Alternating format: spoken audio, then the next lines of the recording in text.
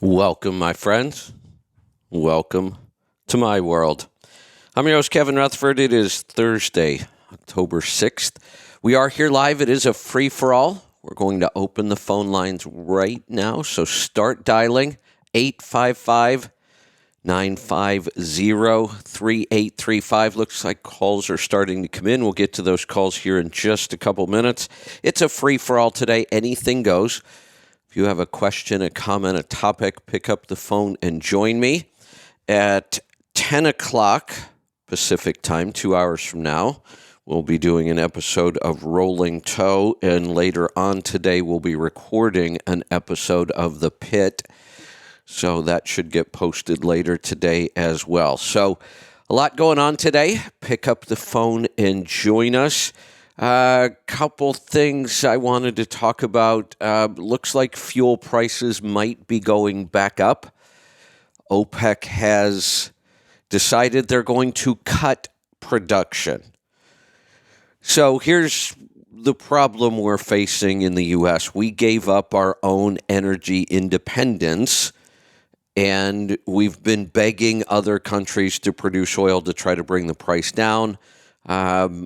Biden went to the Middle East and asked those countries, and they kind of said, no, we're not going to increase production. In fact, now we're going to decrease it 2 million barrels a day. So what is our administration's answer? We're going to grab the credit card again. We're not going to do anything to fix the problem. We're going to dig a deeper hole. Now they're going to release 10 million barrels out of our reserve, along with the million barrels every day. We are at our lowest level on our petroleum reserve in 40 years. There's that 40-year number again, going back to the early 80s when I graduated and the economy sucked. And we're doing it again, but this time we seem to be doing it on purpose. Last time, I don't remember it being on purpose. This one, it seems like we should know better. So fuel prices could be on their way back up. I'm more worried about the fact that we're putting ourselves in a pretty vulnerable position when it comes to fuel. One of the topic of, I'm not going to spend a lot of time on politics right now. I'm not going to spend any other than to tell you what I'm going to be doing later on in the pit. We're really going to focus on the midterms. It at least feels like we can do something right now. And what we're going to do is we're going to highlight the key Senate races. I'm not going to go through the House races right now. Maybe we'll do that later. But we'll highlight the key Senate races so you will know whether or not you have a race you should be paying attention to. You know, in the midterms, there's only so much we can do. I only have so many things I can vote on. But we want to make sure everybody is aware of some of those close races that will determine control in the Senate. So that's coming up later today on the pit. If you wanted to talk about it now, anything goes. Matt just sent me some numbers on fuel. Let's see what we've got. Monday, there was no change. Tuesday, we were up 18 cents. Wednesday, up 17 cents. Thursday, up 15. Holy cow. Those are big jumps. I had no idea it was going up that fast. Yeah, okay. Well, let's get to some phone calls. If you've got anything on your mind, pick up the phone and join us. We're going to get started today in Tennessee. Bob, welcome to the program. Well, good morning, Kevin. I've had you on my mind. What are you thinking about? Well, your sleep issue, man. It's really bothering me that you can't get a good night's sleep. Yeah. I think you need a reset, my friend. I think I do too. What would that look like? Well, I'm going back and I'm thinking of our ancestors, and you know they were out in nature, and yeah, they were always stressed trying to just survive, but they got in sync with nature. And what I'm thinking, it's going to take a little prep work, but what I'm thinking is a soundtrack, the sounds of nature, and the cycles of nature for morning, afternoon, evening, and night. And after you make your soundtrack, make a nice 2-day soundtrack of the sounds of nature. Then I want you to make you a nice little tea, just some honey and some lemon, just a mild peyote and a little bit of mushrooms. And I want you to go into a box, a totally dark room with nothing in it, or a container or whatever. And I want you to set a Friday evening, I want you to watch the sunset. Then I want you to go in there with your yoga mat. I want you to have that tea, or have the tea first, and then go in there with your yoga mat. And I don't want you to do this on a Friday because I know your schedule. You never shut down. I don't want you to come out of there until Sunday morning at sunrise. Or even better yet, Monday morning. Yeah, there you go. And then when you come out at sunset, 48 hours in the box, with your mind turned off and nothing but the sounds of nature in the cycle of nature. That'd be interesting. Then Monday morning, when you come out of that box, you walk down to the river and you watch it get up, come out just before sunset. You walk down there and you watch the sunrise. And you spend Monday just enjoying the day. Watch the sunrise. Relax. Go out in your garden, sit in your garden, and then watch the sunrise. Monday night, whatever schedule you're wanting to get on, go to bed and see if you don't get a perfect night's sleep. No bands or nothing while you're in there. I know. It sounds wonderful, and it's very possible that is what I need, some sort of a reset. I just don't have the time. Well, it's not even the time really. If I thought that it really would work, I mean, it sounds wonderful. That would indicate that my sleep issue is nothing more than me not being able to turn my mind off. Because that's really what we're trying to do there. But that's not my issue, and I know it's not. A lot of people probably I know, absolutely... Even when we think we turn our minds off, a lot of times it's not. Well, no, look, I've studied that enough through meditation and all that. I can tell if my mind's overly active, and it's really not for me. That's not my sleep issue. My sleep issue is physical, not mental. It's just, and again, if I knew what it was, I could solve it. I don't know what it is, but I don't think a reset, as nice as that would be. I'm going to challenge you to try it. Yeah. Well, no, I want to challenge you. Here's what I'm wondering. Try. Here's what I'm wondering. Can't say it won't work until you try it. No, you're right. But here's what I'm wondering. Why would I try to recreate the nature stuff artificially? If I have the time to just go sit the perfect scenario would be in a box for 2 days, why don't I just go sit out in the woods? That would be the perfect scenario. Yeah. Or a sweat lodge. Yeah. Go to a sweat lodge. But a lot of people, it's just hard to find that place to go where you can be comfortable doing that. And you're turning everything off in your mind. You're focusing on nothing. You're clearing your mind with the tea. But the thing is that's going to pass in a few hours. And then your mind's going to get in sync, and you're going to start picturing those waves, or standing at that beach, or being out there in nature in your mind. And the daytime sounds you're going to recognize as that's daytime. Here's and the nighttime sound you're going to recognize as that's nighttime. Here's the other reason I'm going to push back against this. Even if it would work short term, it still goes back to our old thought process about stress.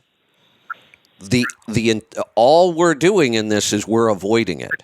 We're trying to avoid it long enough to reset something, but then I can promise you, the minute I step back into my everyday life, everything's going back to the way it was. That's the problem. We can't beat stress by avoiding stress. You're getting rid of that stress long enough that you can come back and build it back. Well, I agree that you're going to have to. Yeah, you're going to have to do the protocols. Yeah, that's continue the protocols. That's the key here. Really is.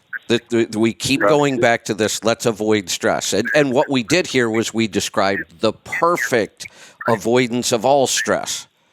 Let's make it perfect.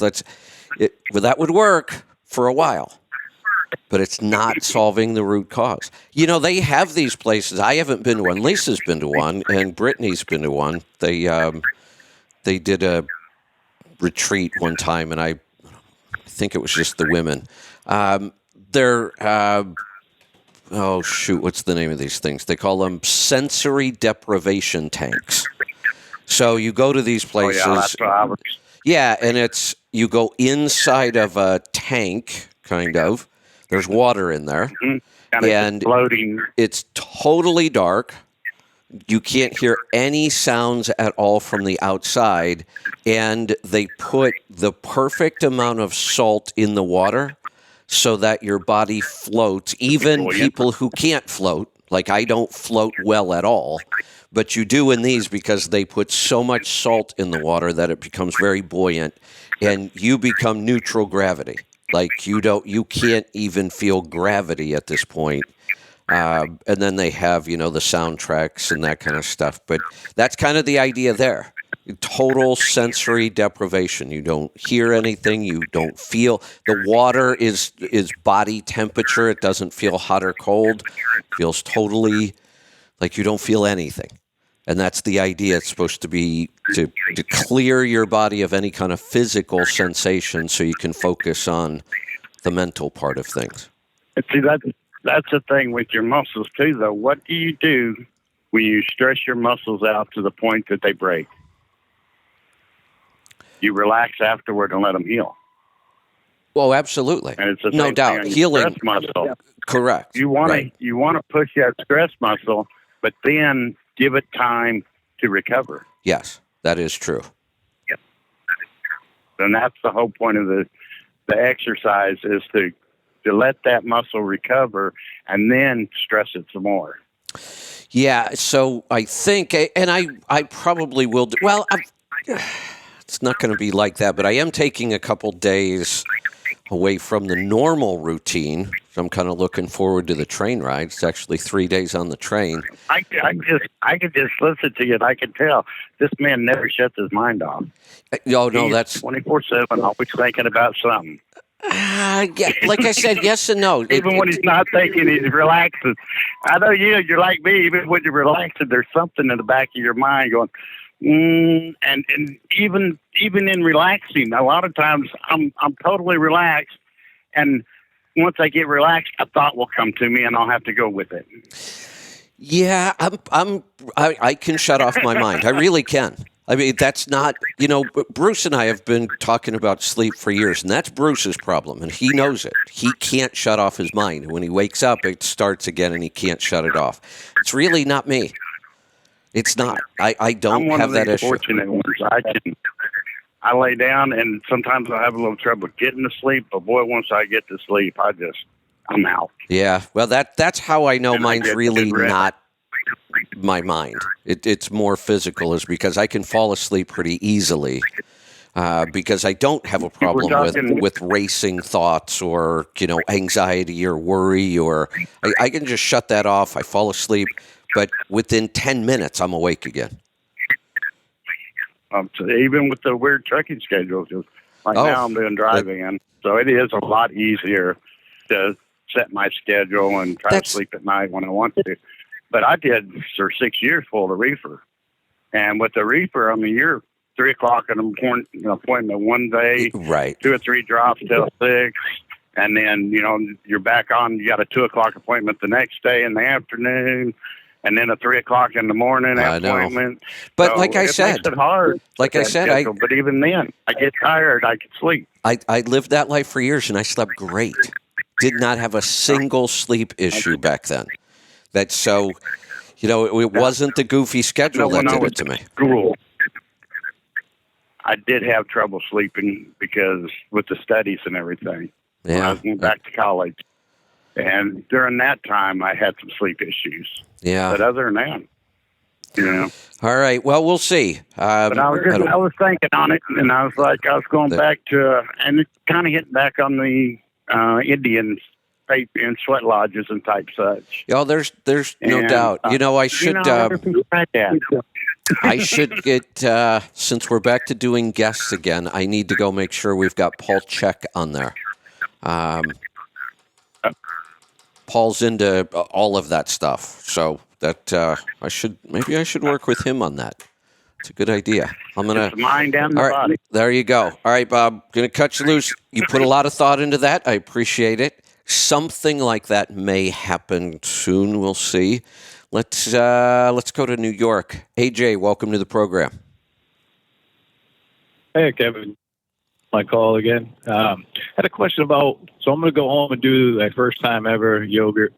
Got everything waiting for me at home. And so I'm going Good. by the pictures and the instructions on the website. And I see the lids, those white lids. Can I use the rings with the blanks? Yeah, you can use any lid you want. You don't want to put them on super tight.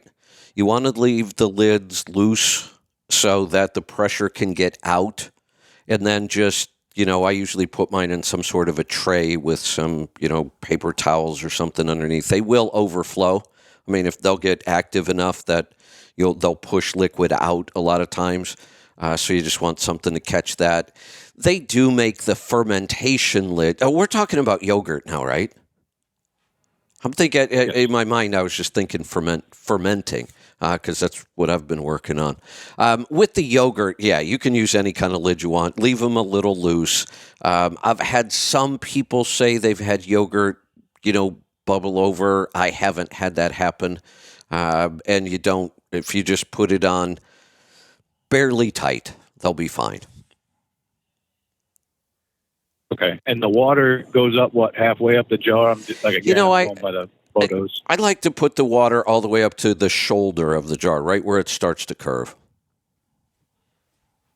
Okay. It's All right. it's going to be Very more. good. You're going to have a Hopefully more everything works consistent temperature when you do that. Right. That's what I figured. And you can consume that first batch because this is going to be my starter batch. You can. There may not Pour be the way off the next one. Yeah, there may not be a lot in there you want to consume. It's the first batch is very watery with little clumps in it, kind of. So you can strain out the water and then you can try to kind of mix the clumps back together, and you might get a little bit you can eat. Usually with the L-Reuteri, we don't get much out of that first batch. Okay. Very good. All right. Thanks for the call. Let you know how it goes. I need to make a batch today. I actually waited a little too long. I've got one little container left to eat today, but then I'm not going to have any yogurt till, what's today? Thursday. I won't have it till late Friday night. So I need to get on that today. The garden's been taking up a lot of time. Let's go to Illinois. Brandy, welcome to the program. Thank you, Kevin. So you were talking yesterday, you're going to take Amtrak. I'm a frequent rider of Amtrak, at least it was. And they usually have a dining car and then a club car. Well, ever since COVID, I think they've taken out the dining car. They don't want people sitting across from each other. And then, so I'm only telling you that because my mom had passed away in June, and then I brought a friend from Dallas up to Galesburg, and they didn't have a dining car. So she was only relying upon the club car for food. And also should be aware is that issues with the train, sometimes they will take you off the train and put you on a bus to take you to your next stop. So I don't know if you're all aware of that. I'm sure you're not going coach. I did. But no, and I kind of wonder how you're going to cook for the next 3 days. Yeah, I don't cook, but I do take most of my own food on the train. We've traveled on the train quite a bit. We do get a car. It's outrageously expensive. I mean, I was shocked the first time. If you want the room, which is, I get the room, I need to, I want to work, I want to be able to relax. To me, this isn't about cost. I would spend, my last trip in the coach was a $6,000 trip in fuel. I mean, so no matter how expensive the train is, it's still cheaper than me driving around the country in the coach by myself. So no, I've got the car or the room. and Okay. there was a time. So the way I get to Chicago is on the Empire Builder. A couple cars pull out of Portland. I've been on that. Yeah, a couple cars pull out of Seattle. We meet out, I think it's Spokane. I think it happens in the middle of the night, so I'm usually asleep when it happens. The two trains meet up, and then they go on to Chicago. So the first meal on the Portland train was always just like a boxed lunch because the meal car is leaving Seattle. So we didn't have the meal car till the second day. And the food is not great. It's just not the quality. No. Nothing about it is very good. So I take a lot of my own food, just stuff that's easy to eat, Right. jerky and beef sticks and nut butters and all the same stuff. I'll take, sardines and mackerel and all that, the seafood in the can, and I'll pretty much take care of myself. There was a while when you talk about putting people on buses, when the oil fields were running hard, that train goes right through North Dakota and right through the oil fields. And there were times where that's what I remember too. They stopped. Yeah, there were times when the oil trains were so active, they didn't have, they were pushing the Amtrak trains 10 and 12 hours behind, and sometimes they were putting people on buses to get them around some of those backups. Exactly. Yeah. Yeah. Yesterday also on that doctor you had on, he referred to from November 26th to lose weight. I wondered what you thought of when you see the sudden death syndrome. These athletes, they just simply keel over and die. Is it such a good idea to lose weight? Because possibly, and this is only for people that have been jabbed, that the spike protein has to go through the fat versus, it's just a theory, but it just makes me think it's like these people were fit and trim and then they simply just dropped over, so they weren't, maybe the fat actually protected them or would protect them? No, so because they never report on this stuff, we're speculating, but we know that young, fit people don't die at these numbers. And what changed? Well, COVID itself. So did they have COVID, and is there some lingering effect of COVID that could cause this? Or were they vaccinated, and is it a lingering effect of the vaccination? Or is it something completely different? That's what I think. I don't think it's anything completely different. I do believe it's a lingering effect of the vax because we have evidence. We know that vaccine is hard on the heart, especially young men are the most vulnerable group. So it really doesn't have anything to do with fat. If we have to speculate, I'm going to speculate that every one of these people dropped dead of a heart attack or a stroke. And that wouldn't have anything at all to do with the fat. It's the spike protein is damaging the heart. Protein can't get through the fat. No. It's just a theory. No. We all have to have fat on our body. So having more fat wouldn't be any different. The spike protein, we're finding it everywhere in the body. That's the problem. They told us that would not happen. It did happen. We know it's happening. And we know it damages the heart. So that's the issue here. These are probably all heart attacks. Yeah, I agree. There was something else, but my brain shut down. So, okay. I'll call later again. Thank you. There you go. Thanks for the call. All right. Let's head off to Pennsylvania this time. Sarah, welcome to the program.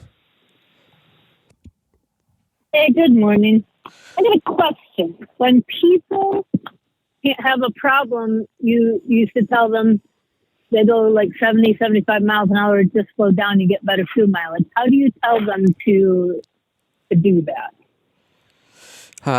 Usually, nobody's asked me that in a long time, but I used to tell them the easiest way to do it. We actually had a method. I would tell people if you have been setting your cruise control at 73 or whatever the number is, or, 2 miles an hour faster than the speed limit or whatever you normally do, just set it 1 mile per hour slower than you normally would and do that for a week or two.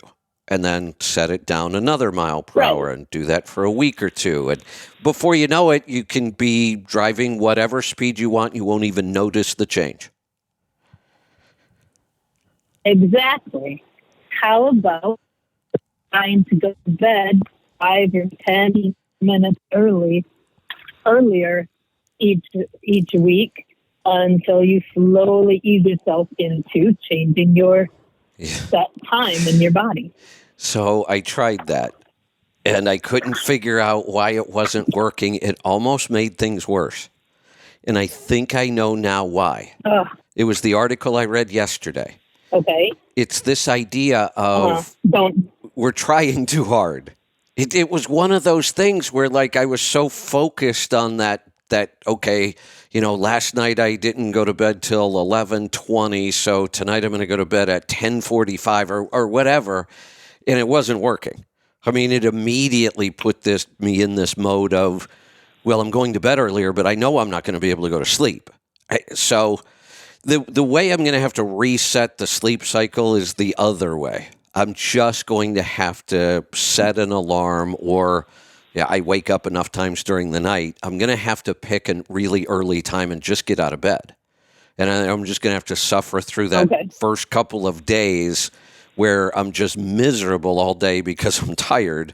But I think that's the only way I'm going to be able to reset the sleep cycle. That was a good idea about slowly moving it back, but I swear as soon as I tried it, the opposite happened. And another thing I heard Lauren mention it yesterday. The NTA had a Spotlight on Stress conference, and I was very pleasantly surprised. I listened to almost most of it before I had to walk into the vet. The focus was on strengthening your body's response to stress rather than just avoid stress. Good. So the most impactful one for me was the first lecture by Leslie Korn. She's good. And the other two were very good. The third one was by two girls called the Herb Girls, and mirrored a lot of the stuff that Danielle told us about with adaptogens. But really, really good stuff. So I recommend listening to those when you're out in the garden or something. Good. Hope you guys have a great weekend. Hey, hold on one second. What did they give any specifics on building that resilience? What was their? How do you do it? There was mention of the same kinds of things. Cold. I know Leslie mentioned cold exposure. They didn't talk about everything that you're talking about, but as far as the getting towards that, than the old standard, just avoid stress, I was pleased in the direction where they're moving. Good. Yeah, I'm gonna go listen to that. To put your stuff down. Yeah, well, maybe I'll get involved in the next one. All right, thanks for that. We'll talk to you again next time. Let's head off to Texas. Brian, welcome to the program. Thanks for taking my call, Kevin. I sent you an oil sample. It's the first one on this truck that I put on the road. All right. Can you hear me? Yep, and I've got your oil sample here in front of me. All right. Okay. Well, I'm a little confused. How many miles are on the engine? Yeah, that's what I was going to ask you about. I just put the mileage of it whenever I got it. I should have put the total mileage. It's got 1 million plus that number. Okay. So going forward, I can change that, right? Yeah. So we've got just at about 1 million on the engine itself and 17,641 miles on the oil. Yes. Okay. This is let me look at a couple other things here. This is a really clean sample. I'm a little...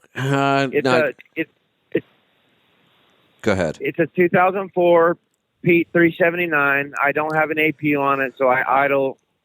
Well, I was idling all day, all night during the summer. Is this a Non-emission C15, 6NZ, or a bridge. In 04, it could be any one of the It's a three. bridge. It is a bridge. Okay. Yeah, Has- yeah. It's non-emission. Yeah, it's pre-emission. There's no EGR on it. Okay. The oil sample looks really good. This is a really, really good-looking sample for a 1,000,000-mile engine. There's a little bit of copper. There is some lead, and without having history, we don't know if that could be a bearing issue or not. So all we can do is wait and see the next sample. Other than that, there's nothing at all in the sample to look at or talk about. It's tuned right. It's running well. No contaminants. This is just a really clean oil sample, and that's a good sign. So we'll wait and see if we can see a pattern in the lead and copper in the next sample. The other thing I would highly recommend, we used to hate this engine. Absolutely hated them for years. They were problems. Right. They didn't get good fuel economy. They didn't run right. Pittsburgh Power figured this engine out. You want to let them tune this thing for you. Done. Already done. And I just put the turbo on Excellent. and the manifold Excellent. this weekend in Phoenix. Excellent. Yep, Hey, and, what'd you pay for this truck? Too much. Everybody's still paying too much. That's why I'm asking. I'm shocked at the prices trucks are still selling for. Okay, so I bought this truck about 8 months ago. Oh, and okay. I did pay 80. I did pay 80 for it. Wow. Yeah. They haven't come down as much as I had hoped they were going to. I'm shocked. And the other thing that's interesting, we just set a record for new truck orders in September. Yeah, and well, I struggled with that. I just, I was like, I want a pre-emission truck. I want one that is not going to be, supply chain issues or computer chip issues. I just want one that, because I've heard horror stories of owner-operators buying a $260,000 truck. They got a truck payment north of $4,000, and there's a nationwide shortage on something they need, and I know. they go bankrupt. Yeah, no, I get it. And I was like, well, if I'm going to take a risk, and it's been a fight. Let me tell you, it's cost me a lot of money, but to get it, but you know what? It's going to work out. Good. Yeah. So well, let me ask you one thing. Sure. Okay, I'm going to put the OPS on it. What do I need to do as far as the oil analysis goes at that point to establish a baseline? Because that's going to change everything, right? No, you don't need to do anything different. You could look. We've had people put the OPS on and not even change the oil when they do it. They just put it on and let the filter start cleaning it up. So you just put it on. I mean, you really don't. You've already taken an oil sample. You've you're establishing a baseline right now. Right. Okay. I didn't know there was some kind of checkbox that said new oil or to establish a baseline, and so I didn't know if I needed to. No, you don't need to do anything different. Don't change anything.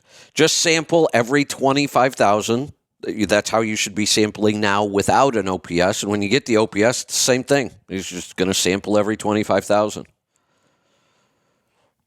Okay, perfect. Well, awesome. Well, thank you for everything. You're welcome. Thanks for the call. Let's head off to Florida. Matt, welcome to the program. What's Florida looking like these days? Good. Well, where I'm at, no major damage. I'm just about out to Wildwood here. Came out of Orlando on the turnpike. Got it. They didn't even get much wind damage here. Huh.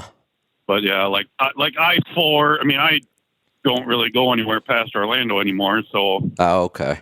Coming up I-4 from Tampa, there's trees down and stuff like that, but nothing major. Everything was further south. Yeah. All right. What's on your mind today?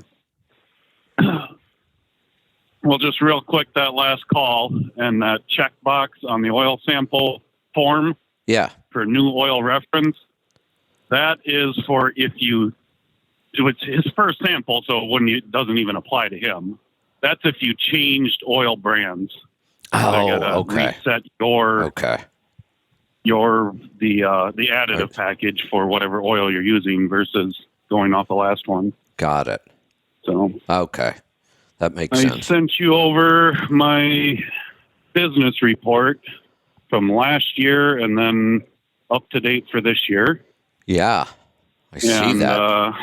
just want to kind of talk about year over year numbers and the fact that I've lost count. I think 6 years with my direct customer for my northbound freight, and currently at 2.5 years with the current broker I use on the southbound freight. So it's kind of contracted freight. Well, I guess it is contracted freight because I do have a bid in on my direct customer, and then it's a flat rate through the broker, each week, or Yeah. it hasn't adjusted in a long time since fuel spiked. But so my numbers are much more consistent than people pulling off the load boards. And right now this year, they're obviously going to be higher because my contracted rates have not dropped at all yet. I just rebid mine, and I actually came down 20 cents a mile on my bid for my northbound load. Okay. But that hasn't gone into effect yet. We haven't heard the results, so I'm still currently hauling at the higher rate. My gross revenue from last year to this year is up 26 cents a mile. That's a lot. Net revenue, yeah, that's damn good. Yeah. That's huge. Net revenue is up 27 cents. That's insane. So That's just crazy. These numbers, I swear, Matt, if I didn't know you and I didn't know your operation and I didn't know this was for real, I wouldn't believe them either. I wouldn't believe these numbers. I just wouldn't. I mean, this is, it makes me smile that you can make this kind of money with a truck. Because we're looking at January through September. So 9 months. There's still another quarter to go here, and your profit has exceeded $250,000. I would have said no way. Yeah, It's not going to happen. That's you're lying. That's not true. It's not happening, but it is. It's just amazing. Yep. And then my next number I was going to use is fuel cost, and this will explain a lot of it. You talk about focusing on expenses, and fuel is their biggest one. And I do things that we can't even recommend on the air because it's complicated. And Yeah. I got extra fuel tanks on my trailer to buy extra truck fuel, and I mean I do stupid stuff that people. It's funny, the people that ask me about it, Right. they can't even comprehend why. Right. They think you must. Every once in a while, Yeah. yeah. Don't you need to buy fuel in every state? No. No, in fact, I really don't want to ever. Right. So it's just, probably haven't done the math looking at the numbers. Take a wild guess what you think fuel cost per mile should be up from last year to this year. Should be. Yeah. What do you, I mean, if we had to try to guess what an average out here, what people are spending more per mile this year versus last year? I don't know. Our big spike in fuel wasn't until January or February. That's what I was just trying to remember. So you're right, year. though. You're right. It was a run up this year. At first, I was going to say, well, are we sure we're even paying more? But yeah, we are definitely paying more this year. I don't know how much. Yep. I can't even make a good guess. I'm only up 17 cents a mile. Wow. Which I thought that was low. Yeah, I thought so. But that's a real number. Wow. Now, one advantage I might have on that department is Georgia keeps extending their fuel tax holiday. Oh, I okay. don't remember them when, but I think it was March they took their fuel tax off. Okay. And it was just extended again, I think, till November 15th. So they have not. So I run for almost 500 miles a week in Georgia that I'm paying. So I zero have tax. I have a question. Tax. I wonder about this every time I see a state announce this. What happens when you go to file your fuel tax? Are you being forced to pay it on the report at the end of the quarter because you have to report your miles? In this, so this is where people, if you don't know IFTA and you don't read the memos that they send out, you are possibly paying the tax. That's what I thought. They're not charging it at the pumps. Right, but it's going to end up being calculated on your form. And this is going to change in every state. So every state runs their own IFTA. So I know in the past they've done, when they change the rate in the middle of the quarter, they'll do a split, and it's always by the month. So there'll be 1 month at one rate and in 2 months at new or old rate, whatever. Okay. And you actually got to separate out your miles because you are required to record miles and fuel by the month. Right. Even though you only file it quarterly, you do have to keep the month separate. Right. So right now, my Minnesota IFTA, the rate is there. You have to enter everything and then change all of my miles to non-IFTA miles. That's what they said in the directions how to handle it. Okay. That would work. So that makes sense. And the tax comes out to zero. And that is an easy way to do it. I'm glad they actually made this simple. That's the easiest way to handle this. But you're right. I wonder how many people don't do it and end up paying the tax. Yep. And they're just filing it like normal. And if you don't do that, you're gonna end up doing it on a website now, unless you're really old school and still fill out the paperwork, and use a calculator. But interesting. It automatically will calculate it with tax. Yep. And then I got to change it to non-taxable miles. Interesting. Hey, I want to go back to your numbers. There's a big lesson in these numbers here. Lots of somebody's probably would look at these numbers and go, "Oh, well, he just got lucky. He just, he knew that broker or whatever. He just got lucky." And I would agree under our, the real definition of luck, which is what happens when preparation meets opportunity. And opportunity's always there. What we're really looking at when we look at these numbers is what you've done is you've taken everything you can about this business and you've optimized it. Everything. It's all the stuff we talk about over and over and over and over. The other thing people have to realize, if you aren't doing any of this stuff in your business now and you decided to, you might get there in 3 or 4 years. None of this stuff happens quickly. This is stuff you've been working on for years. You've been working on customer relationships and where your freight comes from and your expenses and there's really nothing left for you to do in the business. I mean, you can make small changes here or there. You can keep up with things as they change, but there's not a lot left that you're going to do in this business. But who cares? Look at the profit it's throwing off. Yeah, and that's where I struggle with the new truck thing. I'd love a new truck, and I'd love, to fully go with Joel specs and see if I could be one of them 11 miles to the gallon guys.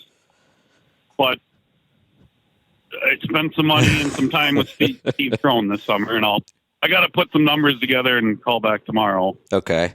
I believe I'm up 3 to 4 tenths, which Steve is very, very disappointed with. Really? He wants way more. And he's got stuff I got to do. He pointed out more things I need to do. Okay. To really dial it in. But, because I'm only in that 8.5 range. So Yeah, only, which is it's still a great place to for be. what I do. Right. But, if I could buy a new truck and get to 11, that it pencils out over a couple of years that it's even at these ridiculous truck prices. But I also want to slow down here someday soon. Here's another good lesson. I made a point the other day about that post where I saw an 18-year-old girl buying a brand new car. Horrible idea, shocking to me. And, when I tell people this, they look at me like I'm the one with three heads. So what? She bought a new car. She's a girl going to college. She needs a reliable vehicle. Oh, you got to be kidding me. The loss of potential in her life by buying this new car now is just insane. But one of the things you find, and when we, talk about digital currencies and credit cards and all these things, one of the things that's absolutely true, people will tell you, oh, no, that doesn't affect me. There's a huge difference between spending your real cash on something and financing it. We make totally different decisions. And what you're seeing right now is your numbers are so good, you don't want to do anything that would make them less good.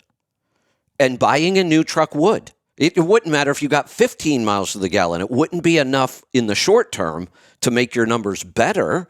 You'd have that big payment. Your insurance would go up. Your numbers would look worse. And we get to a point where we've worked so hard to get those numbers good, you don't want to do anything to make them go backwards. But when we can just sign on the dotted line, I mean, we don't even have to take our wallet out to buy a car. You just sign the paperwork, right? Zero down. Zero down. And we'll defer your first payment for 3 months. Don't worry about it. Then we just overspend. I promise you, if this girl had to take cash and count it out and buy a car, she would not be buying a brand new car. No. Yeah, it's like the luck side of it. I have another good personal friend, been an owner-operator his whole life too. And him and his wife, they've done very well, mostly on the real estate side. They bought a house real young, starter house. And, I mean, basically, it probably doubled the value of that house in the time they owned it. In the late 90s, it would have been early 2000s, they bought their second house. And again, I mean, they're on their, one, two, three, they're on their fourth house since they've been married. Wow. But every time they're not even increasing their mortgage, but way increasing. I mean, they're probably close to $1 million house right now. Wow. And probably don't owe more than $200,000 on it. Nice. So so is he lucky? Yeah. Because everybody had the opportunity exactly. Right. to buy and flip houses their whole life. Right. It's not, and they started out, I don't know the numbers, but I'm guessing, like I say, we're talking late 90s, maybe $120,000 house on their first one. Probably. Right. So it's not like they started out with family giving them money and bought this expensive house. It's like I say, a typical starter house. So no, they were able to do that because they focused on it. That's really all that was. They focused on it. They said, there had to be thought there. It wasn't all luck, not 3 or 4 times.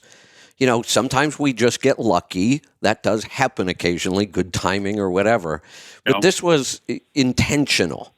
They bought an inexpensive home. They watched the market. When they were able to, they sold that, bought another one, and kept working up. But that was intentional. And that's what I mean about luck really happens when we go out and do things to create luck. And that's my story. I've bought my first truck in 1998, way back in the last century, as my son likes to always say when I talk about stuff. In the last century. Yeah, that's funny. And it took me till, like I said, it's been 6 years I've had my direct customer. And I worked on this customer for over a year before I got my first load from him. Wow.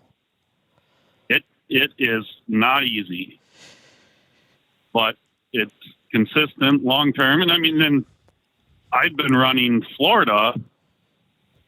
Probably 2002 is when I started coming down here regularly, not dedicated, but right, more often. So it's the whole Florida market. I'm 20 years in on it. That's right.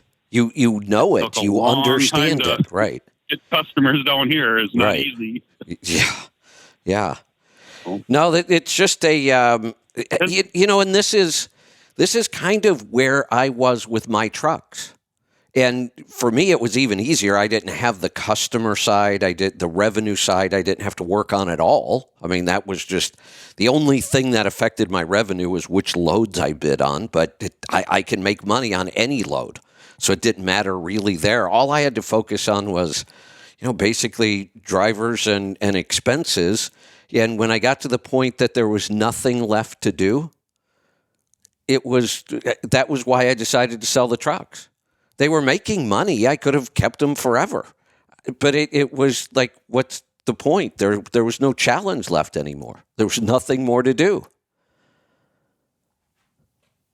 And that's in the near future here is kind of my problem.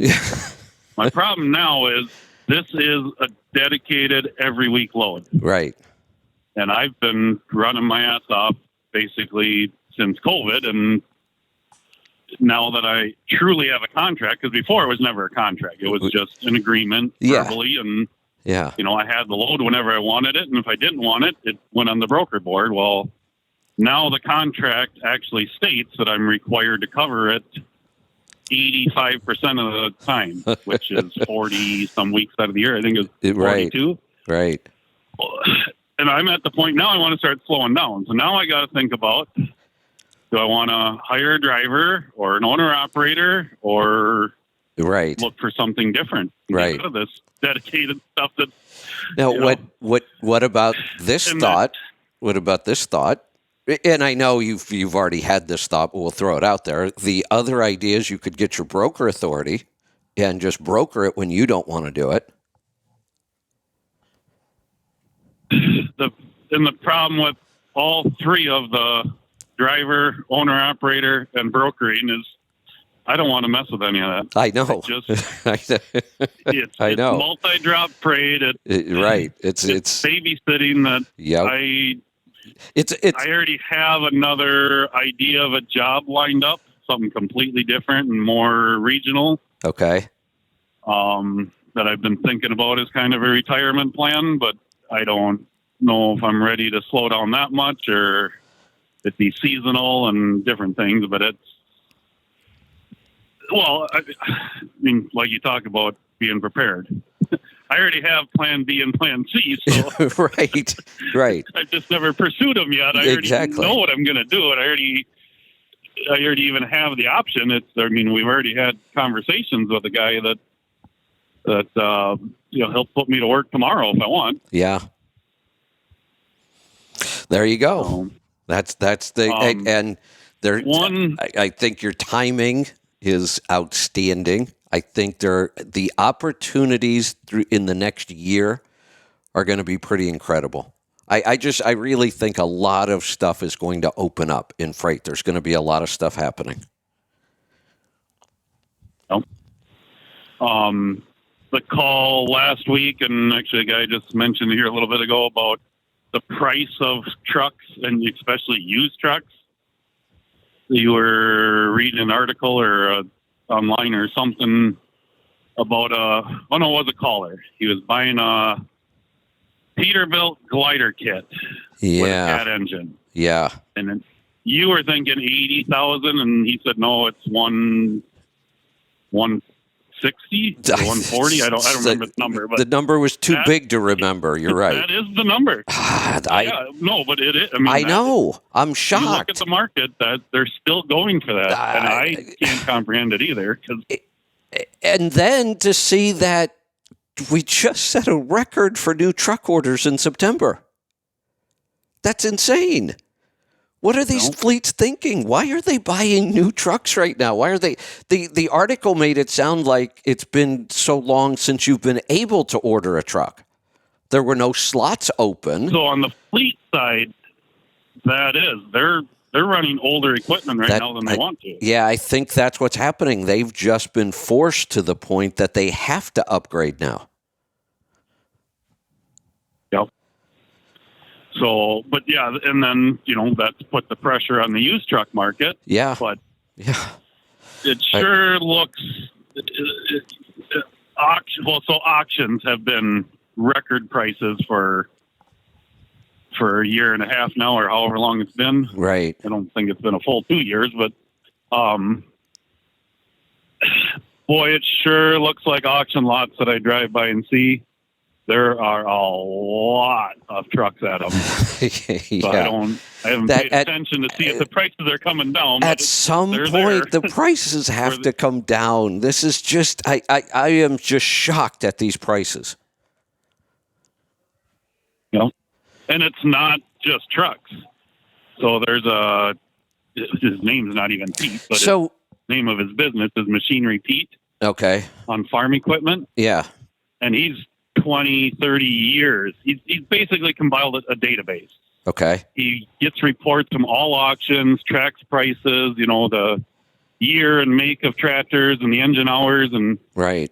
Every day he's posting about this tractor just sold for record price. And for 2 years, he's been set a new record this weekend at this auction, and we're talking older equipment, not. I know. I just not the newer stuff. We're talking just don't get it. 15-year-old tractors. Yeah. I don't get it. So here's what I'm noticing in real estate, and maybe the same thing is happening with equipment. So I'm really watching real estate in my area, and I'm absolutely not going to buy anything. I know I'm not. I'm waiting. But while I'm waiting, I watch just about every day, so I get familiar with the prices, like this guy with the farm equipment. I mean, he knows what every piece of equipment should sell for because he watches it all the time. That's where I am on real estate right now. I'm just watching. The prices are not coming down in real estate in this area, but here's what I'm noticing. For the last 2 years that I've been watching real estate in this area, it's very rare that I even see a property that I would be interested in. Just because of what I'm looking for. There's not much on the market. It's been really slim. And when something does come up, the prices are just way out of line. So what I'm seeing now is the prices haven't really changed much. They're starting to come down a little bit. But what I'm seeing is a lot more real estate that I'm interested in. The listings aren't disappearing so fast anymore. So just yesterday, I was probably looking at 4 properties that if I didn't know where we were in the market, I would be interested in all 4 of these. They're interesting properties, but then I look at their price and think, oh no, that price is going to come down in the next 6 months. So there's no way I would buy right now. But that's the shift I'm seeing, not in prices yet, but in more available real estate that I'd be interested in. And I think trucks are probably the same way.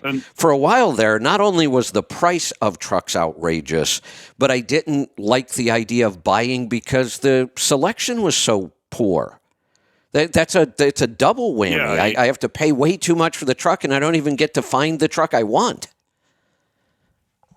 Yep. Your selection is bad truck A or bad truck B. Exactly, right. And that's your only choice. And that's what real estate's been like here in the Gorge for the last 2 years. The prices have been outrageous, but I'm not even finding properties I would want. There's always something about the property I look at and go, I really like it, but look, I have a giant power line running through the middle of my property, or there was always something. And now I'm starting to see, oh, no, look at that property. I can't find anything wrong with that one other than the price. And I think that's going to change here pretty quickly. Yep. So yeah, you mentioned, the days on the market is the term. Right. And I watch that too, because we got an adjoining piece of property that we're planning on buying and building on. And I've been watching, the days on the market is climbing. Right. Even in our neighborhood. And this is rural. We're 20 miles away from our existing house and completely out in the woods on a gravel road. Yeah. So we're moving further away from the hot market, but it's, still fairly close to where we're at. So it works great right now for camping. Yeah. So, I've written an open, I just never seem to get to it. And it's about the idea of why this is such a good time to think about getting into business. And it's a good time to think about getting into the market. And it's a good time to think about getting into real estate, because all of those things are on their way down. So now is the time. And I have this whole open about all the things that get better. I have to remember it myself. The one thing to really focus on in a time like this is patience. Just be patient. Everything's going to start looking better. The truck prices are going to look better, real estate, but don't be in too much of a hurry, because we can't even begin to see the bottom yet. So I have to remind myself, like I said, the last 2 years, I just have a hard time finding properties I'm even interested in at any price. And now all of a sudden, like I said, I just saw 4. So now all of a sudden it's like, oh, well, I better grab that one. Well, no, don't. That we're not in that market anymore. We're not in a market where you need to be in a hurry about anything. Just take your time and watch. And that's my dilemma. If people have heard my calls and you can remember over months, I've told you my plan of I've got money saved up to buy this next lot. And I've told about if the stock market drops 30 to 50%, I want to stick it all in the market. But we already know the time frame on this land. They got children, and they're 3 years away from going to college. Yep. They're going to sell the property to pay for the kids' college. Yep. So I already know the time is 3 years.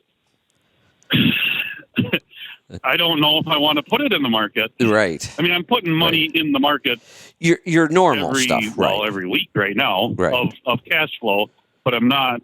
The savings, I think. I mean, if we do hit 50% down, I'm sure I'll risk some of it. But it's at the 30%. I don't know that I want to, because I think this is going to be a longer term down and longer to come back. So yeah, for the short term money, I don't think I want to risk it. Yeah, and the difference in real estate is sometimes that piece of real estate is so specific that we just have to pay more for it if we really want it. You can't. It's not like you can create another one just like it. And bordering what I already own and already built the driveway and put electric in. And, right, exactly. Right up to the property line. I have that. I can look out my window right now and see that piece of property right next to my window that I've been trying to buy for 3 years, and it just never works out. And it still isn't built on, so I still keep thinking, well, we're heading into another downturn. Maybe I'll be able to grab this one. And at some point, I'm probably going to have to overpay for it if I really want it. Because I either get it or I don't. It's right next to, it's the perfect finish for what I already have. So I may need to decide, just bite the bullet and pay what they want. But we'll see. I've been holding out, and it's worked out good so far. There's another lesson here, and I talked about this the other day. My son Michael called me and was asking about some money in the market and, what he should be doing. And, he really, again, we've had this discussion before about market timing. It's so tempting to try to market time because it seems to make so much sense. And, when I talk to my son who doesn't study finance, so, he didn't really pick up a lot of this stuff from me over the years. So he's asking me, but it made me realize how people think about this, and it's hard not to. So he said, well, this particular fund, we're already down 20% this year. And, it's going down more, right? And I said, yeah, it's going down more. Well, then why wouldn't I take it out and just put it back in when it comes up? It seems so logical. That's why it's so tempting. But actually, with what just happened, this is a really good example. So if we look at last week, right before the stock market ran up, we had a horrible week. The market just tanked. We were down. Did we get down into the 28 range? I think we might have for a little bit. The market had really tanked. And that was kind of when he was asking me right then, look, it's already gone down. It went down again this week. Shouldn't I just sell it and then I'll put it back in as the market comes up? And I said, no, don't do it. It's called market timing. It's a horrible idea. It looks good on paper, never works in the real world. And I convinced him, but let's think about what happened after I talked to him about that. So let's say that he wouldn't have asked me. He just would have taken his money out of that fund because it was on its way down. Well, we had a huge run up the last couple of days. Stock market was up like 1,500 points in 2 days. So if you just sold out of the market and then it runs up a lot, what are you going to do? What do you do right now? You sold yesterday, or you sold last week. The market's up 6 or 7% in a week. What are you going to do? Is it time to buy back in? How do you know? Well, that's always the unknown. Right. This. I'm of the opinion too. It's going to go down further, but I can't guarantee that. No, we might have already hit bottom, or we might kind of be at, but we might stay here for a year or two, just bouncing up and down. Right. The couple percents or whatever, and. Yeah, so one of the ways to try to, think this through is what would you do right now? And I'd love for if you sold last week because you're convinced it's on its way down, it's going to keep going down, what do you do now? We had a big run up. Do you buy back in? Because if you do, you already lost money. Because you sold low and bought high, and that's what happens to people. That's what happens. They end up doing the exact opposite of what you should be doing to make money in the stock market. We all know in order to make money in stocks, you have to buy low and sell high. And yet you watch individual investors, and more often they sell high and buy low. Or the other way around. Yep. Because when the stock market they sell low and buy high. Hot, and everybody's talking about it. Right. That's when everybody buys in. Right. And then it goes down. A correction. Right. And then everybody's worried. Right. Oh my God, it's gonna disappear. So let's sell now. Right. This is why it doesn't work, even though it sounds so good on paper. What do you do right now today? If you sold your stocks, I want you to tell me what you're going to do today, because the market's hot right now. Well, it might not be today. I haven't. Let me go check to see what it's doing today. Oh no, we're heading back down again. We're down 227 points. Yep. So this is when you'll make yourself crazy. Yep. And here's the thing. So we're down 22% or something. We're right about there from the high. For the year, I think, yeah. Depending on the day. Right. Yeah, year to date. The thing is, if you are a consistent investor, last year we had a 22% gain. Right. So for the last 2 years, you haven't lost anything yet. No, not at all. We're just back to zero. Right, right. And if you were investing money 5 years ago, we're up 50% from then. Way up, right? I mean, it's still huge. Right. Yeah. Yeah. So forget the market timing. This correction we're in is actually normal to begin with, and we've been predicting it for years because we had the longest run-up ever. We knew it was coming. We just don't know how deep it's going to be and how long it's going to be. Here's another factor. Can't answer that. Here's another factor when we talk about market timing. Here's another reason why you lose. So obviously, if you just sold everything you had in the market because you were worried about going down and you think you're just going to buy back in when it goes up, I'm positive that also means you've stopped your monthly investing. Yep. Every time you buy in a down market, you're buying stocks on sale and you're getting more shares. If you stop that, you lose huge opportunities. And I know you personally have, and I realize you're talking age group specific when you're giving information, and your information for your age group. In Tony Robbins' book, Unshakable, he talks about market corrections and bear markets and all that, and how often they actually happen. Historically, it's like every 2 years that we have what's called a correction. Right. So they're very normal, but even the big drops, the biggest mistake everybody always says, and technically it's correct, but you got to think about the whole market, the whole, economy. Everybody always says, well, this time's different. Yeah, that's true.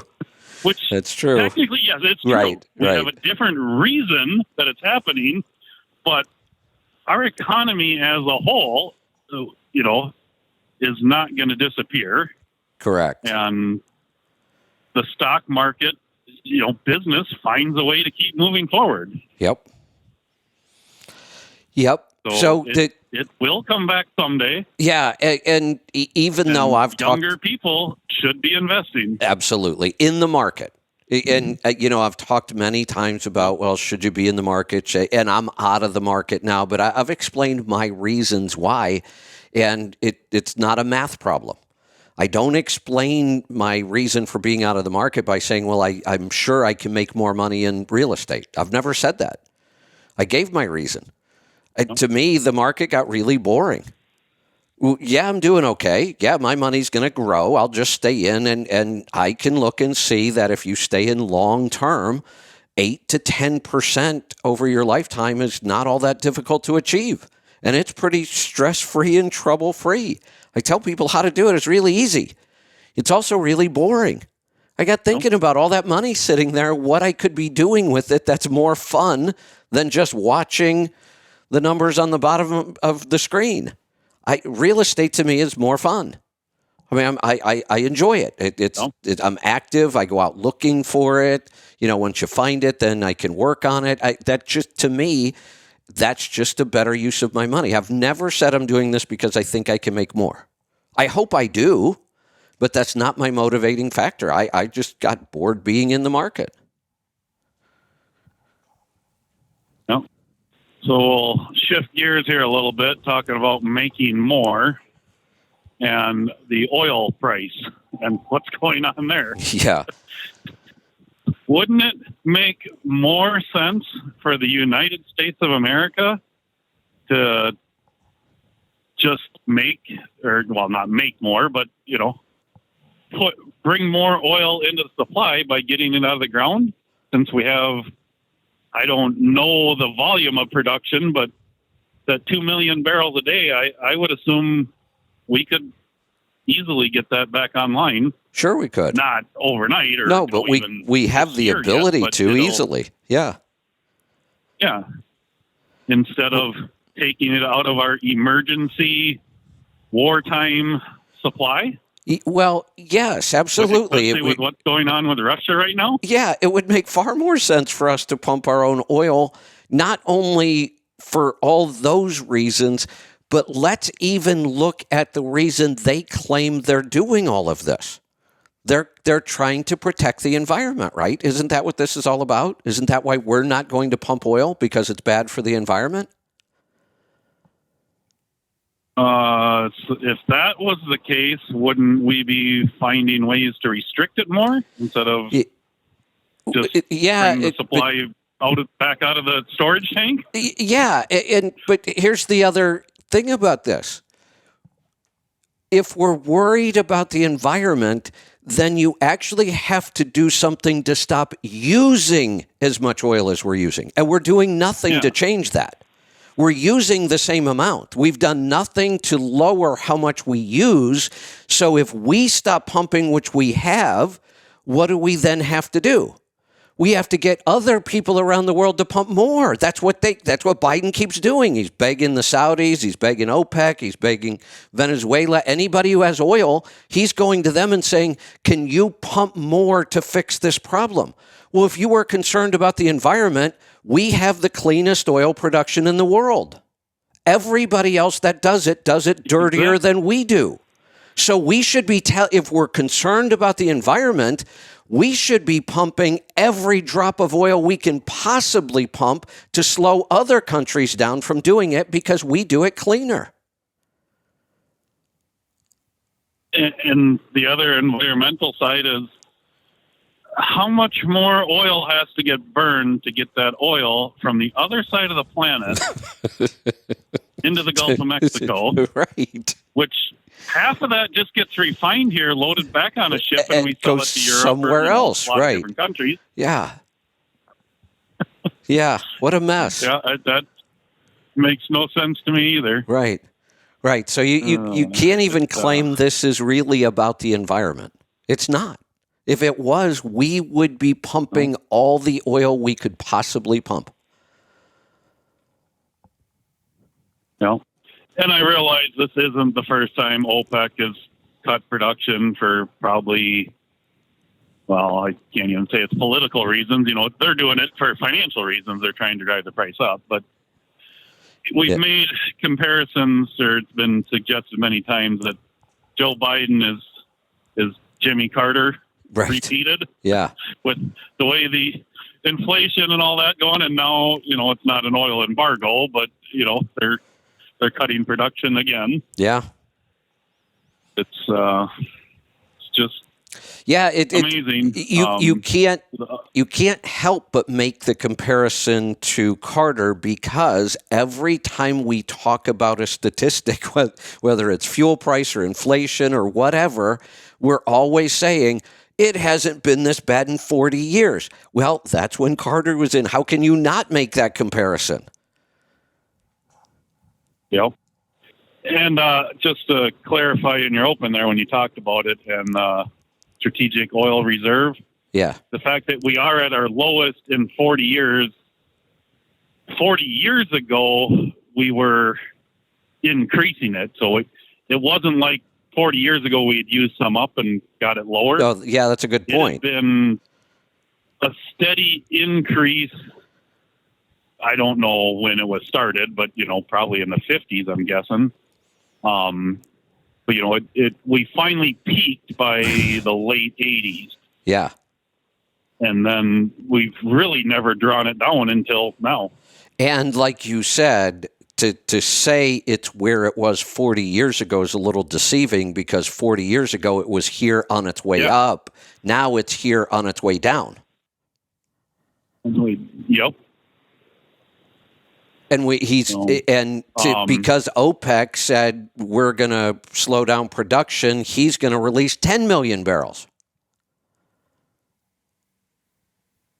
Yeah, it's a good meme I've seen floating around lately, and it's about a book, George Orwell, 1984. I saw that one. Was meant to be a warning. Not an instruction manual. Yeah, exactly. Oh, man. 1984, and, Atlas Shrugged, Animal Farm. Yeah. Yeah. Do you know when 1984 was written? Do you remember? I don't know the exact year, but I'm thinking decade. Like the 30s? I think it was early 50s. Was it that? Okay. Probably was written in the 40s, and it was published I think early 50s. Okay. Yeah. But maybe it was earlier than that even. Maybe I'm wrong. I know Yeah, Atlas Shrugged was in the late 50s. I'm thinking like 56, I think, Atlas Shrugged. For some reason, I was thinking one of those other books, either Animal Farm or 1984. I thought recently I saw one of them was way older than I thought it was. Yeah, it's just amazing how they had the mind thought and the fact that it's coming true, I guess, is what's amazing. That so they thought that this is how it could all work out, and we were close enough. It was published on June 8th of 1949. Okay. And almost the 50s. Yeah, I didn't know this. That was George Orwell's 9th and final book. Wonder what else he wrote. Oh. But yeah, so to head toward the conspiracy theory side of it, that 1984 is mentioned in the Creature from Jekyll Island. Right. He talked about some of that in there. And when he gets into the conspiracy side of things, and there's a part of there I'd love to talk to you about it, but I really don't want to talk about it on here. That it has to do with the whole environmental movement, has to do with aliens. It's a lot of way out there stuff. Right. Okay. Got it. Got it. So. All right. Speaking of books, if you have other callers, I'll let you move along. Yeah, I've got a bunch actually. We'll get to them. But speaking of books, and we're heading into winter when I do a lot more reading. And in the wintertime, I'd like to get in, plenty of novels because I don't want to just work all the time. So I've been on this quest to find new authors because I was like running into a dry spell trying to find good new, just novel stuff to kind of read. So I had found. What was the author I just talked about that it's been around for so long? I'm drawing a blank. Been through most of those books, still have some of those. I found another one that this author has been around. Well, now I know how long he's been around. He's actually got a pretty interesting story. And yet I've never read any of his books till just recently. And I read one, really liked it. And then I found out there's 27 books in this series. That's exciting. Oh, wow.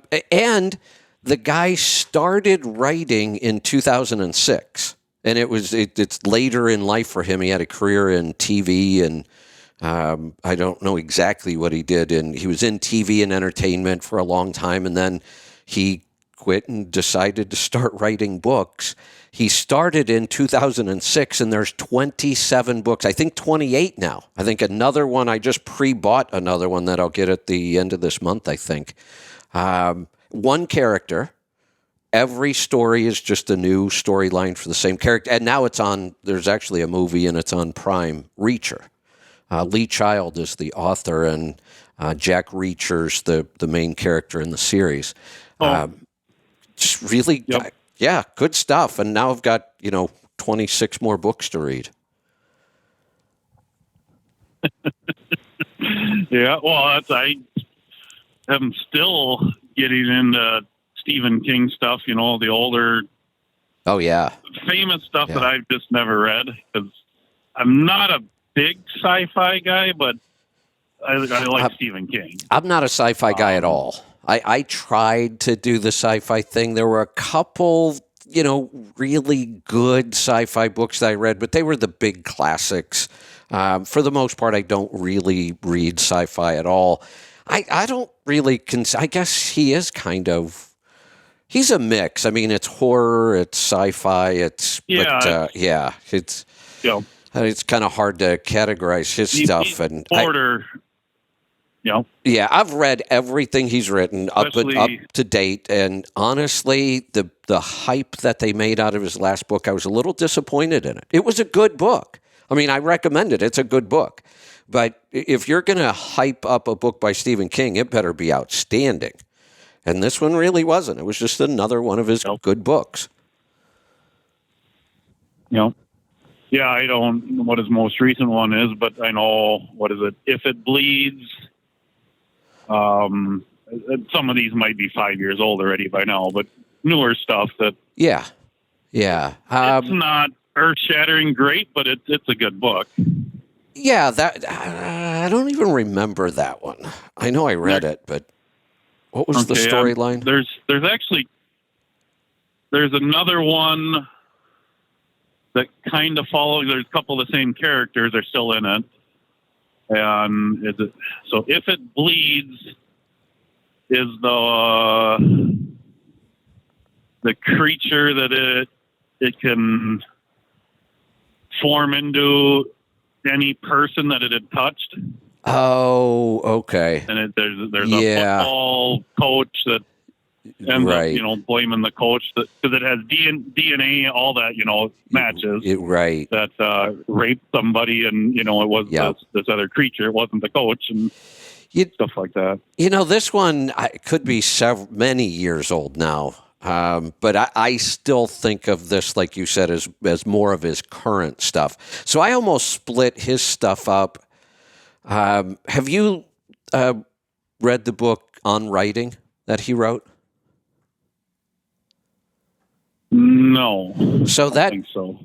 Larry Wingett actually recommended that book to me. It was the only Stephen King book I hadn't read. And it's been out a long, long time. And I didn't read it because it was about writing, I thought. It was like I actually thought it was like an instruction manual on how to write good novels. And in a sense it is, but that's why I didn't read it. I'm like, I'm not going to write a novel, so why do I care?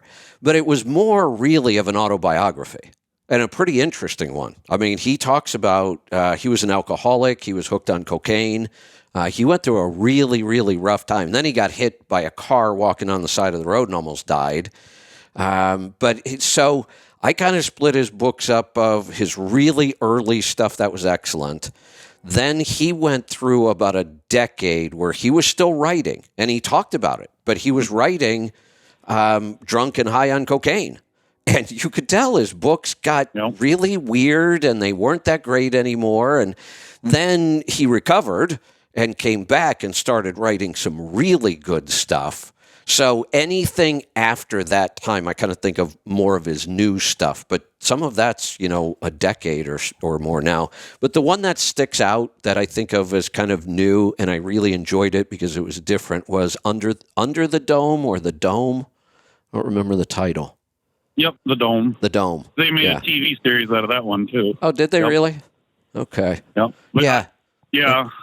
Which the TV series is pretty good, but the book's better. That was a good one. They always are. Yeah, that was a good one. That one kind of sticks out for me as some of his new stuff that I really liked. Yep. All right. Yeah, just one last quick thing there about him with his drugs. And I remember an interview I listened to a long time ago with a comedian. I don't even remember who, but talking about that and getting popular, getting into drugs. They end up what they call coke chokes. They're only funny when you're high on coke. Like Stephen's books. Right?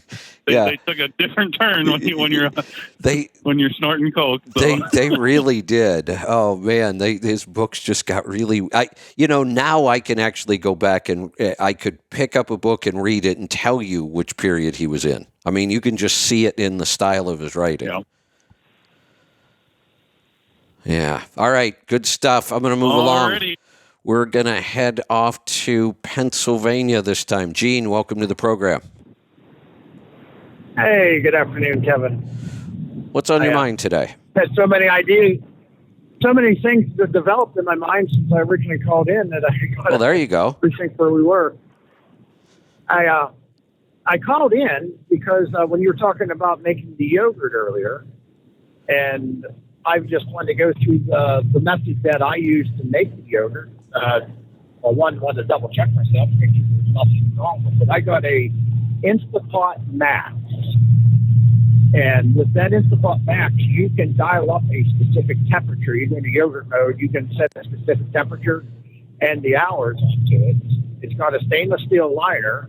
I put all my ingredients into it, whisked it together, put the top on it, set it to the 100 degrees for 36 hours or whatever we want. And in the beginning, I was checking the temperature, and it stays very consistent throughout the whole period of time. Okay, so this is specifically called the Instant Pot Max?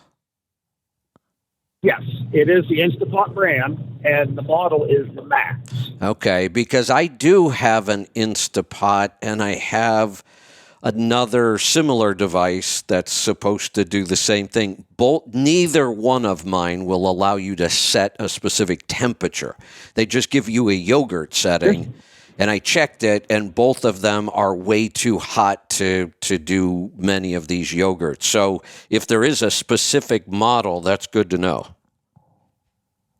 Yeah, because I went into the yogurt feature, and then it says in the yogurt, custom is one of the options. It's a touchscreen display, and you dial it in. I've done it at 100 degrees, 120 degrees, and in the beginning, I would take the lid off every once in a while and stick my thermometer probe into it, and it was pretty much dead on the money. Perfect. And the timer, went down. Say we started at 8 o'clock at night. Well, we know 8 o'clock the day after in the morning, we're ready to go. Hey, a lot less. Hey, I'm looking at this online. This is a really, really cool device. The 6-quart is only $150. I haven't got to the point yet, I believe. Oh, no, here we go. Temperature control within plus or minus 1 degree Celsius for sous vide. Yeah. And here's something else. This is what we call a pressure cooker, but this is also a true pressure canner. This reaches 15 PSI. You can pressure can in this. Now you're not going to get many. You're probably only going to get, I don't know, 6 pints maybe. Pints into it. Yeah, but if if you want one device to have in the truck that does an awful lot of stuff, this is it. Yeah, because it's very convenient because I can put a full gallon of milk, or I use half and half. Put my inulin and my whey back into it, whisk it together. In 5 minutes you're done. 36 hours later, I found it at Ollie's. Get the stuff cheap. They had a vegetable steamer that was a large.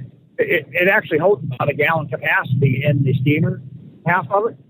So I lay a coffee filter into the bottom of the upper device, the upper layer, and I pour that whole contents into the steamer, put it, cover it, put it in the refrigerator, and in about 24 hours, everything goes through the bottom. I get the right consistency that I'm looking for, and it makes it super easy. And whenever I hear, we're going through the mason jars and the sous vide and the water levels and everything, and the way I've been doing it just seems so much simpler and easier. Yeah, no, this is here is the biggest problem I have with this. This makes me crazy. I'm gonna 1, 2, 3, 4, 5, 6, 7, 8, 9. There are, not exaggerating, I'm on Instant Pot's website right now.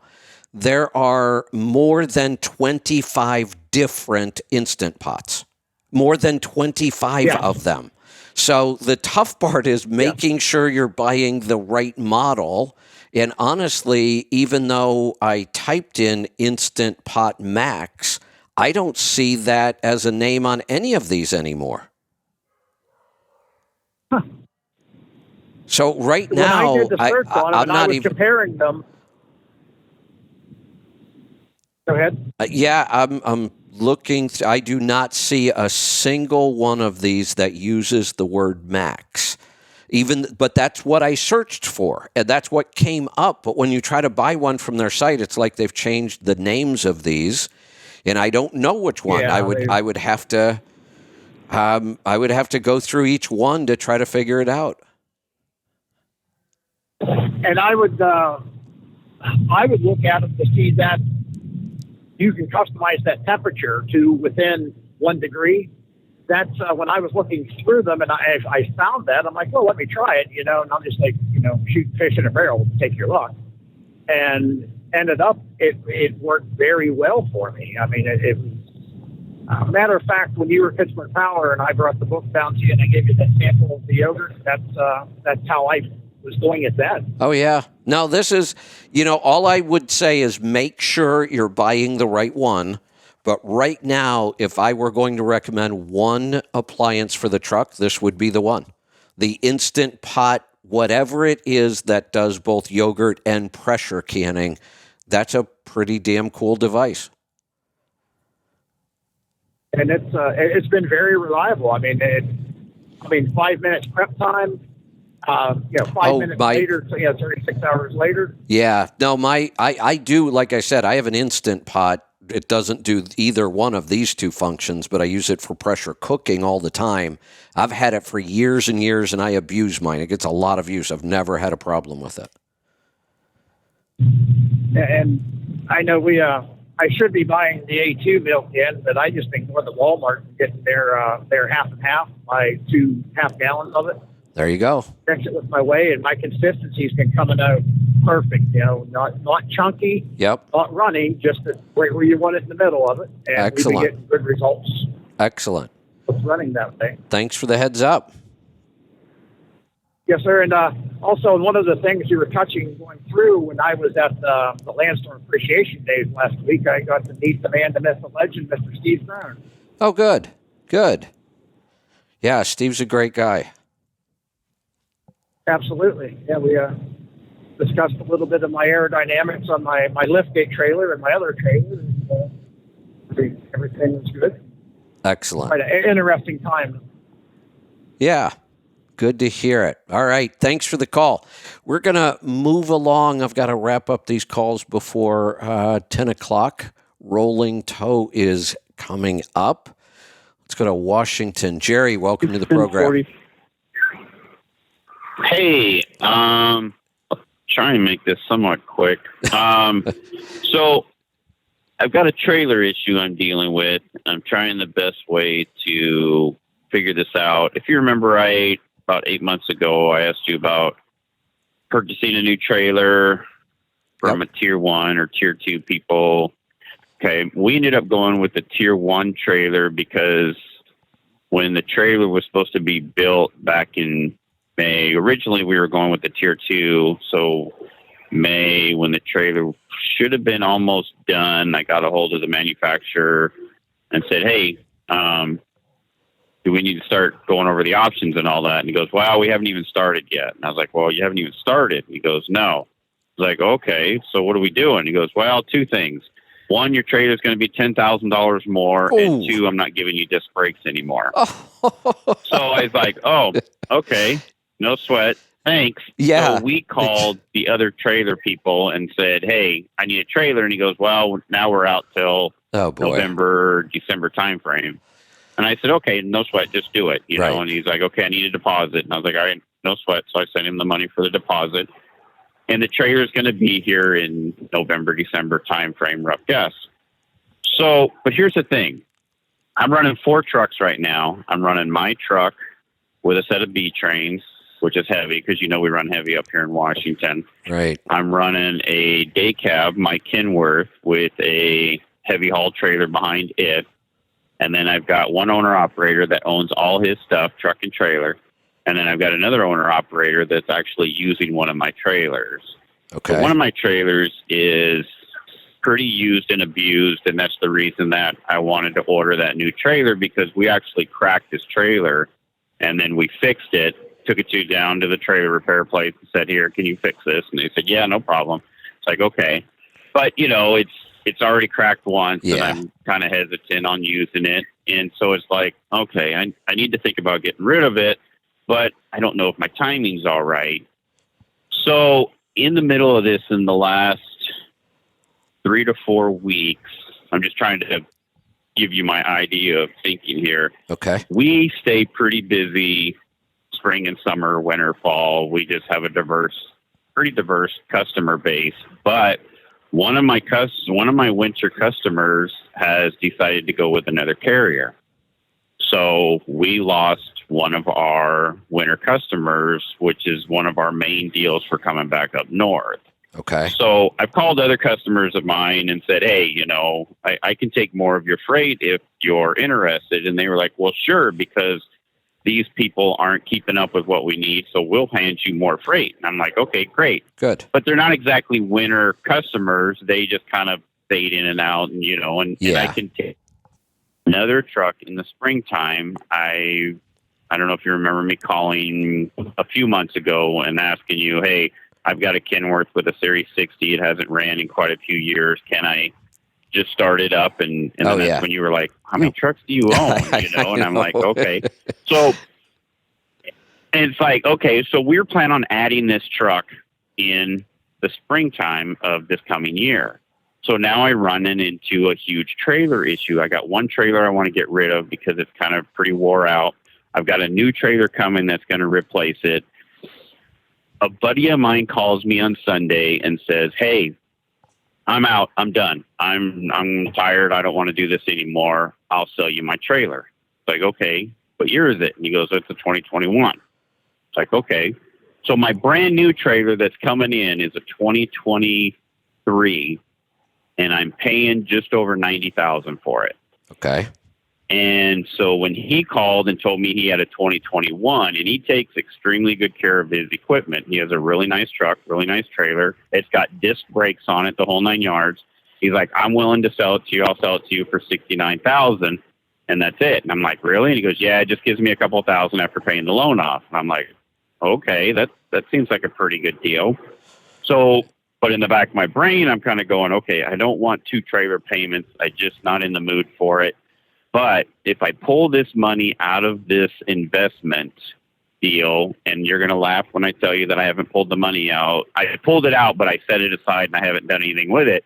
Is about a year now, I'm going to say about 7 or 8 months ago, you were talking about whole life policies and all that. And here I had a whole life policy. And you were like, get out of it, get out of it. So I pulled the money out and I stuck it in the bank. I didn't do anything with it. I just stuck it in the bank. Okay. Well, now I've got all this money sitting here on my policy. And it's like, you know what? I could take some of that money out of the savings and pay cash for this trailer the guy wants to sell me. And then I still have enough to put a nice down payment down on the new trailer and finance just one trailer. And then I'm gaining 2 trailers and don't have to worry about trailers again for quite a while. Yes.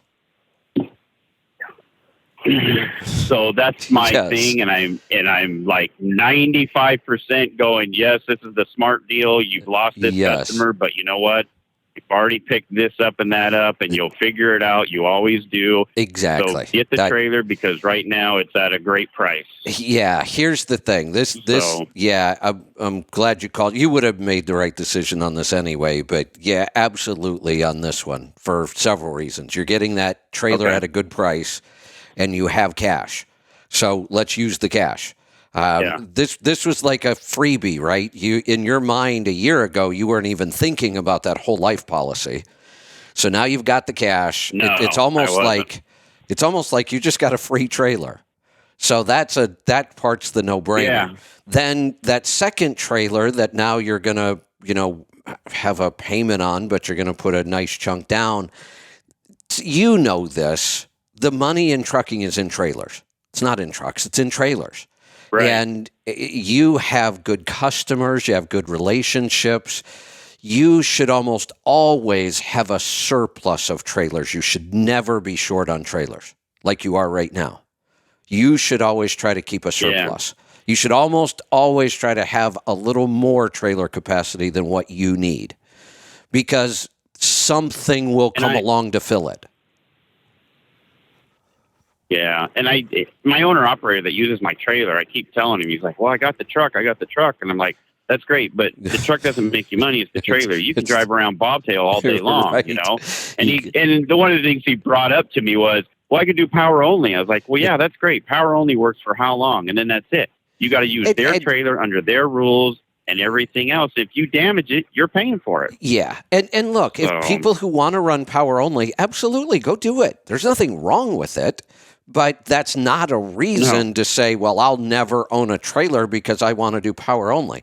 Well, I could own a trailer and do power only when I wanted to. Just park your trailer. Yeah. See, if you don't have a trailer, isn't a horrible. Yeah, let's look at the difference. If you don't have a trailer, you're stuck either leasing to somebody else who can get you a trailer or doing power only.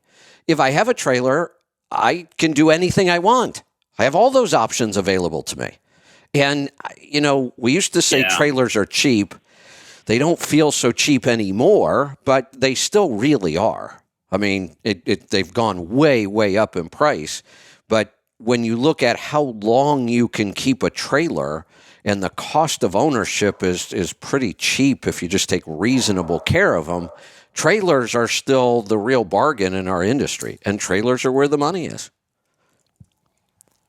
Yeah. And my wife's looking at me, and she's, you know, she knows what I charge the owner operator for. I charge him basically a lease fee, and then I also charge him a fee to run my trailer because, you know, it's not it's not like the trailer's free. I still got to pay the maintenance and everything on that. Yeah. So my wife was looking at the books, and she's going, you know, for the amount that we're going to pay for this trailer that you're going to pull out of savings, you could actually probably within a year and a half put that money back into savings with what you're charging the owner operator to use your trailer. Right. And I'm like, yeah, there's a lot to that, you know. And I was like, but you know, it's always, and she points that out, but then she also points out, she goes, remember, he's an owner operator, so he can leave you at any time you want to. That's and true. Like, well, right. That's true too. Right. So. But no, this is for you. This is a good decision. Take them both. Okay. I just wanted to make sure. Yep. All righty, thanks. All right, you're welcome. That is going to wrap things up for today. We will be back in just about 13 minutes for Rolling Toe. I'm going to wrap this up. What do I know what time I'm... I don't know what time I'm recording today. I got to go find that out. I thought I knew. I know Lisa told me, but I can't find it. I'll have to go figure that out. Sometime today we're recording an episode of The Pit, so that'll get posted before the end of the day today, I'm pretty sure. We will see you back here tomorrow. Both John and Joel are confirmed for Trucking Technology and Efficiency tomorrow, so we'll see you then. Be safe. Be profitable, be fit and healthy, always do the hard work and master the journey.